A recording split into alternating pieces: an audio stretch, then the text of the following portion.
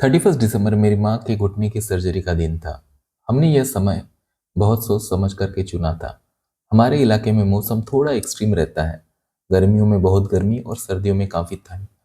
जनवरी का समय तुलनात्मक रूप से सुखद होता है, जिसमें रिकवरी आसान हो सके। इसके अलावा साल का आखिरी समय होने की वजह से मेरी कुछ छुट्टियां भी बची थी, तो यह समय सबसे सही लगा। आखिरकार 31 दिसंबर को सुबह 7 बजे माँ की सर्जरी शुरू हुई, जो कि 11:30 बजे तक चली। यह लगभग 4.5 घंटे का समय मेरे लिए बहुत तनाव और चिंता से भरा था। जब सर्जरी सफलतापूर्वक पूरी हुई तो मैंने राहत की सांस ली। डॉक्टर ने हमें सर्जरी का एक वीडियो भी दिखाया, जिसमें उन्होंने वह हिस्सा दिखाया जहां हड्डी को काटकर इम्प्लांट लगाया गया। यह देखना दिलचस्प था, लेकिन थोड़ा भावुक कर देने वाला भी।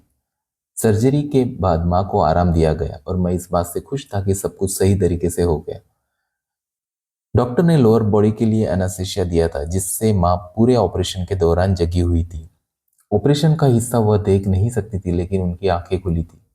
ऑपरेशन थिएटर का स्टाफ बहुत ही सपोर्टिव और अच्छा था। उन्होंने माँ को काम रहने और भगवान का नाम जपने के लिए इनकरेज किया, ताकि वह खुद को मजबूत महसूस कर सके। सर्जरी के बाद माँ को उनके ऑपरेटेड पैर में सेंसेशन वापस आने के लिए लगभग 2 घंटे लगे।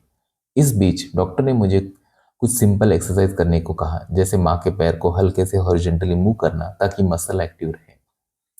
हर 15 मिनट में डीप ब्रीथिंग एक्सरसाइज करने की भी सलाह दी, जिससे माँ रिलैक्स और जल्दी रिकवर कर सके। शाम को डॉक्टर ने हल्का खाना जैसे उपमा या दलिया लेने की सलाह दी। अगले दिन से माँ नॉर्मल खाना खा सकती थी।